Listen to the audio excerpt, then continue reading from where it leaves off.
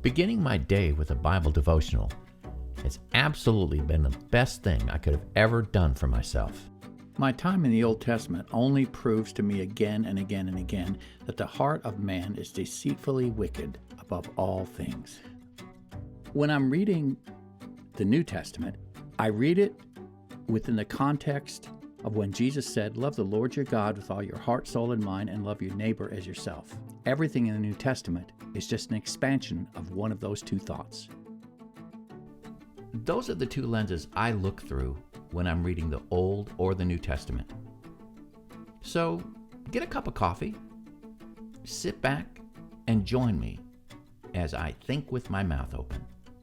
Greetings and salutations. Welcome to another fabulous day in the Lord's neighborhood, and welcome to another episode of Coffee, the Bible, and Paige. I'm your caffeine-imbued host, Paige. Here's my coffee. And the multitudes agreed with Paige, saying, "In the beginning, coffee, and lo, it was very good." You know you wanted to say that. I do like my coffee. Now, today we're going to continue on. We're closing in on the close of Saul's reign as king. David has been on the run from Saul for about 7 or 8 years, I think. And we're coming into the end of it. David has sought refuge from Saul in Philistia. He's with the Philistines. And David is walking a very fine line. He's deceiving the Achish, the king of Gath, and into thinking that David was on his side. And we all know, of course, that David's not. But today's episode focuses mostly on Saul. Saul's getting ready to go to war with the Philistines once more. And he searches for help in a pretty unexpected place. It's really a sad story. And without any further ado, let's just get right to it. Chapter 28. In those days, the Philistines gathered their forces to fight against Israel.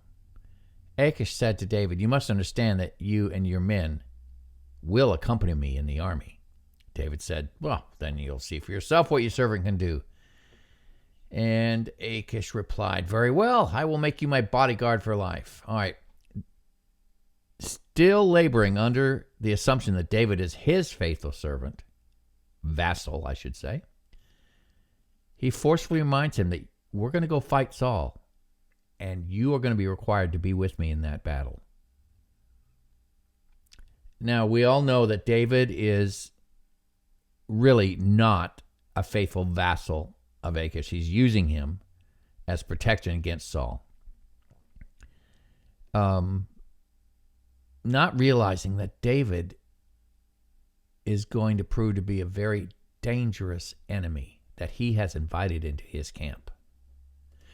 Now, Samuel was dead, and all Israel had mourned for him and buried him in his own town of Ramah. Saul had expelled the mediums and spiritists from the land. Now, this is the sad thing that we're about to read. Saul is getting ready to consult a medium, even though he's kicked them out of the land. And the reason is he's not hearing from God anymore. Should we be surprised? I'm surprised that Saul is surprised. The Philistines assembled and came and set up camp at Shunem, while Saul gathered all Israel and set up camp at Gilboa. All right. Excuse me. I apologize for that. Here's a map that really covers this chapter and the next. Down here at the bottom, we see the Philistines muster their forces, and they advance to Shunem, which is all the way up here at the top of this map. You can see right here. If you got the video, watching the video, I'm circling with my mouse. And the Israelites set up camp at Jezreel, right here. And Saul is going to go consult a medium at Endor, and Endor is up here behind the enemy lines. So Saul has his army set here across the valley from the Philistines. And he's going to sneak across behind enemy lines because, well, there's a medium there, and God's not talking to him, so he's got to find somebody who can. When Saul saw the Philistine army, he was afraid. Terror filled his heart.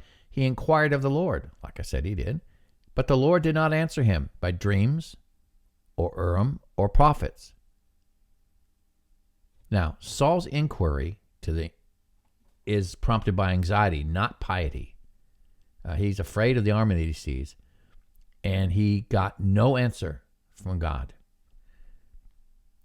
And this is an answer to what Samuel had told him in chapter 8. It says, when that day comes, Samuel's talking to Saul, you will cry out for relief from the king you have chosen. But the Lord will not answer you in that day. Samuel's talking to Israel, When that day comes, Israel, you will cry out for relief from the king you've chosen, but the Lord will not answer you in that day. God is silent. Now, whereas David had the prophet of Gad in his retinue, remember when Saul wiped out Nob, the one priest had escaped, came to David, and brought with him the true Urim and Thummim. The authentic ephod containing Urim and Thummim had come into David's possession through Abiathar. All right, Saul had no prophet. David did. Saul said to his attendants, find me a woman who is a medium, so I may go and inquire of her. There's one in Endor, they said. Now, here's this. To me, this is sad. I personally know a person, and I'm not surprised that this happens, but for many years, she was a very active member of a local church. She was involved in politics. She was very civic-minded, and by all intents and purposes, a great Christian woman. And I was just reading something that she wrote the other day when somebody was asking her about her faith. And she mentioned something in the facts that says, I have my own brand of spirituality. I don't subscribe to what the Christian church ascribes to. And I have my own special brand of spirituality. I'm a very spiritual person, something to that effect. And that saddened me because this is kind of what's happened here with Saul. Saul swore allegiance to the God of Israel when Samuel appointed him king, when God appointed him king. And Saul has continually pulled away from God and disobeyed God. He started disobeying Samuel and God right from the very beginning. And now he's to the point where he has no problem going to find a medium, a necromancer, someone who speaks to the dead. How far from God has Saul come? In the beginning, he spoke like a true follower of God and in many regards acted like a true follower of God. But now he's actively looking for someone other than God to give him spiritual insight. That's hard. So what does Saul do? He says, I got to find a medium, someone who can give me some answers here because God's not talking to me. And it's funny, his assistants, even though he had kicked out all mediums and spiritists, his assistants knew right away where to find one. I don't know what that says, except that apparently he didn't kick them all out. So Saul disguised himself, it says, and at night he and two men went to this woman. He said, consult a spirit for me and bring up for me the one I name. But the woman said to him, surely you know, she doesn't know it, Saul. Surely you know what Saul has done. He has cut off the mediums and spiritists from the land. Why have you set a trap for my life to bring about my death? And Saul did something that he would never do again from this point on.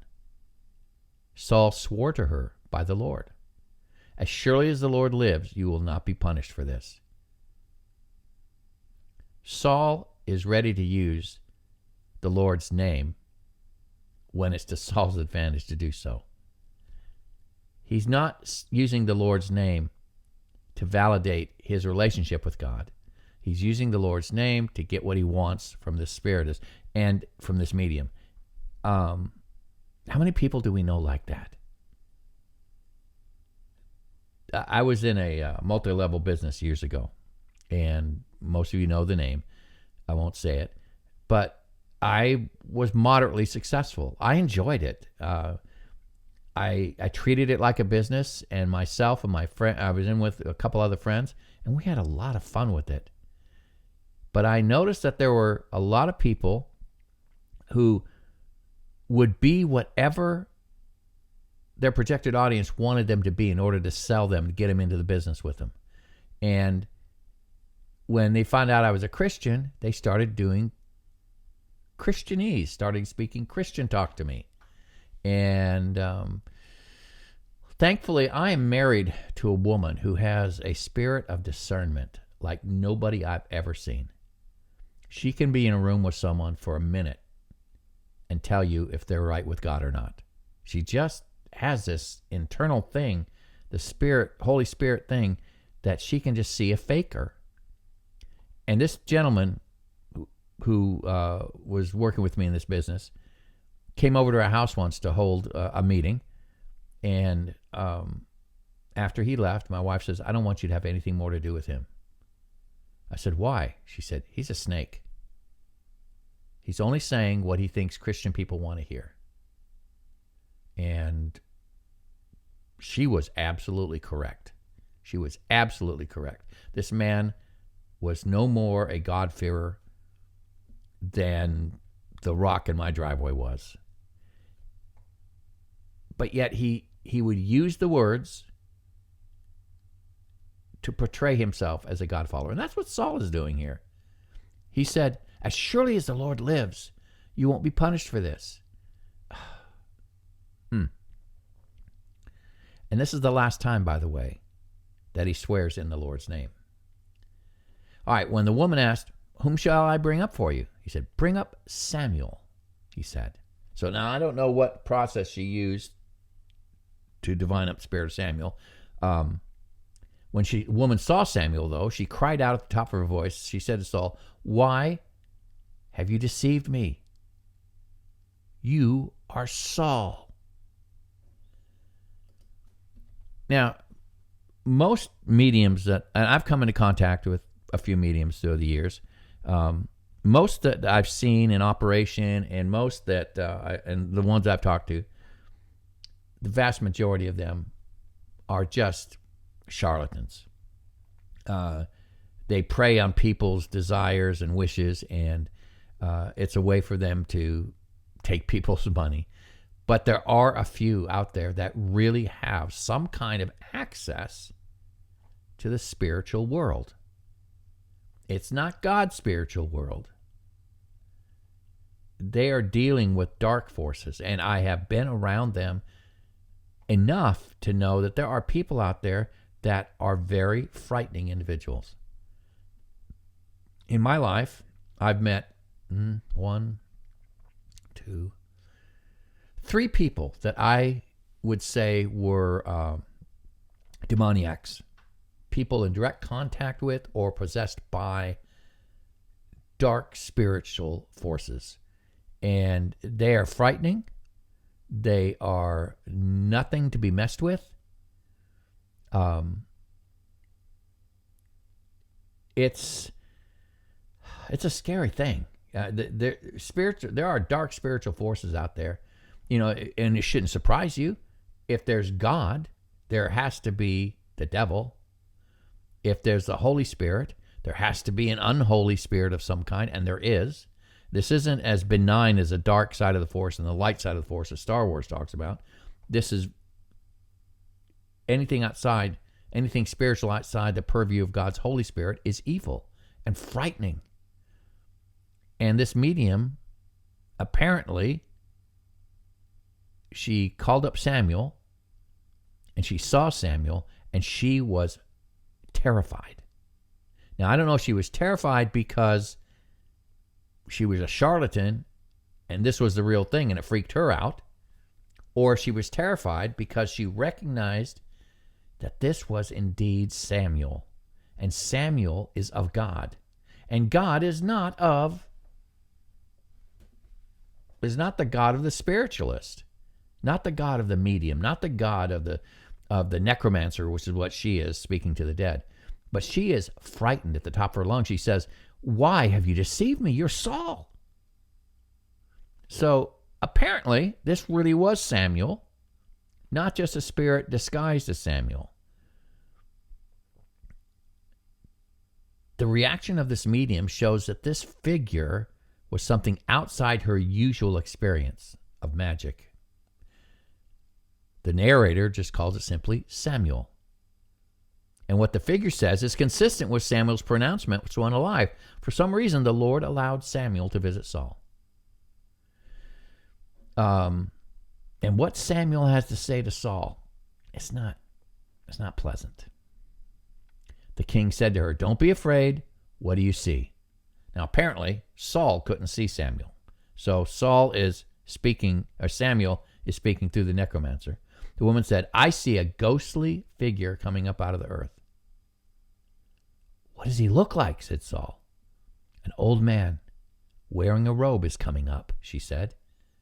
Then Saul knew it was Samuel, and he bowed down and prostrated himself with his face to the ground.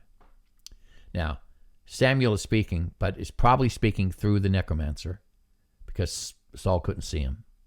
Samuel said to Saul, "Why have you disturbed me by bringing me up?" "I'm in great distress," Saul said. "The Philistines are fighting against me, and God has departed from me." All right, can you just see the irony in this? God has departed from Saul, so he calls the person that God had appointed to be his prophet. Just to me, it's amazing to me. Saul is obviously losing all touch with reality and common sense. "God no longer answers me, either by prophets or by dreams, so I've called on you to tell me what to do." Samuel said, "Why do you consult me, now that the Lord has departed from you and become your enemy? The Lord has done what he predicted through me. The Lord has torn the kingdom out of your hands and given it to one of your neighbors, to David." It's out in the open. Now, Saul had divined this, all right. He figured this out before, but now Samuel is saying it to Saul's face. He's torn the kingdom out of your hands, and he's giving it to David, because you did not obey the Lord or carry out his fierce wrath against the Amalekites. The Lord has done this to you today. The Lord will deliver both Israel and your son and you into the hands of the Philistines, and tomorrow you and your sons will be with me. The Lord will also give the army of Israel into the hands of the Philistines. Now, when he says tomorrow you and your sons will be with me, he's not talking about in heaven. He's just saying you're going to be dead. Tomorrow you die. Immediately Saul fell full length on the ground, filled with fear because of Samuel's words. His strength was gone, for he had eaten nothing at all that day and all that night. When the woman came to Saul and saw that he was greatly shaken, she said, "Look, your servant has obeyed you. I took my life in my hands. I did what you told me to do.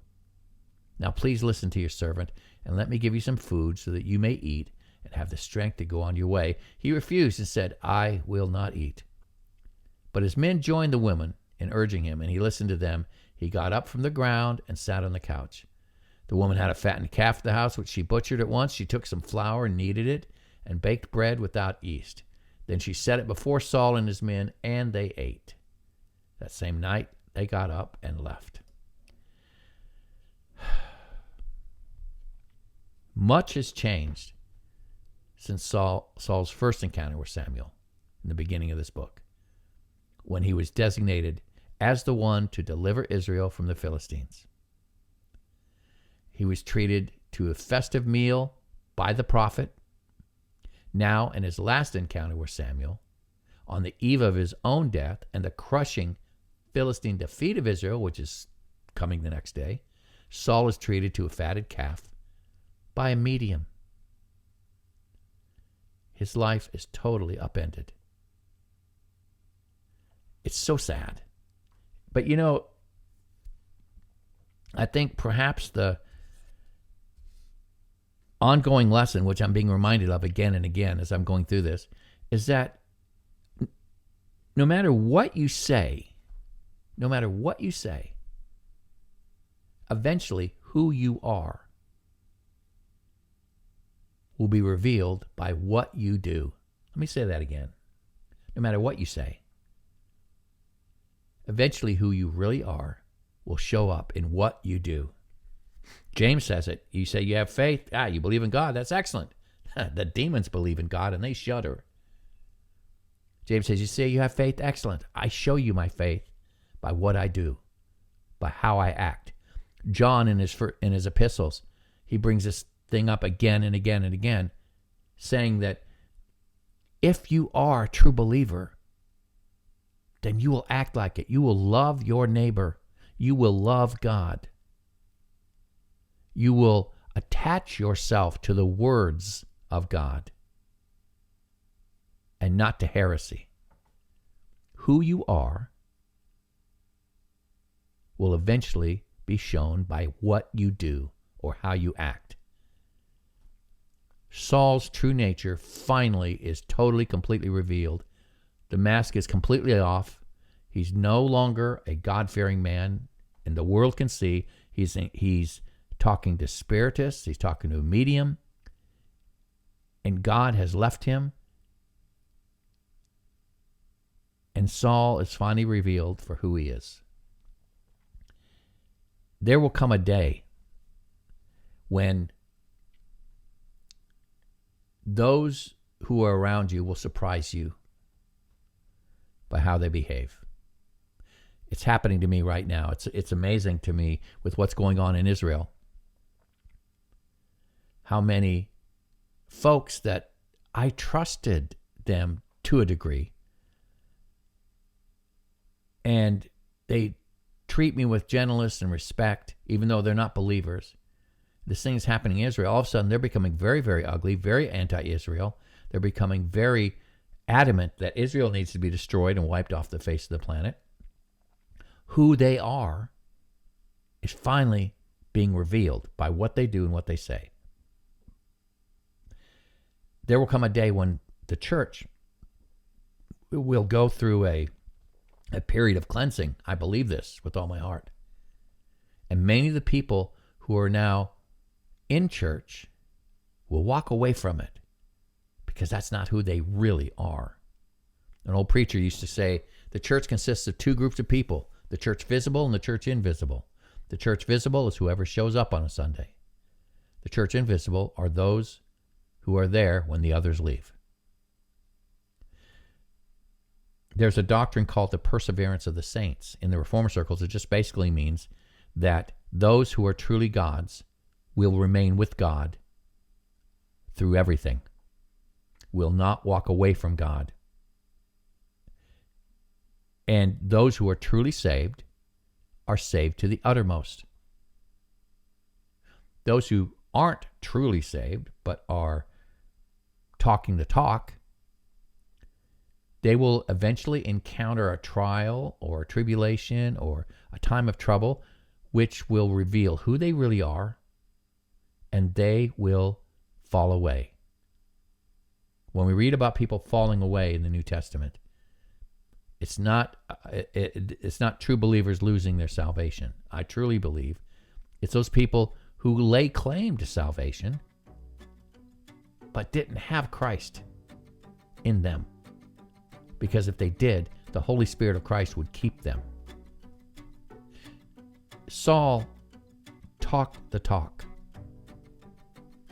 for many years. But now we finally see him for who he is. He's not a God-fearing man. And he's getting ready to die. His days as the king of Israel are down to his last day. And we're going to see that in tomorrow's chapter. A lot to think about here. I think I'll stop right there. I'm Paige. Here's my coffee. And you know what? It's still very good. And I am out of here. Have a great day. Bye-bye. So, what did you think about today's Bible devotional? Email me and let me know your thoughts at ffog@me.com.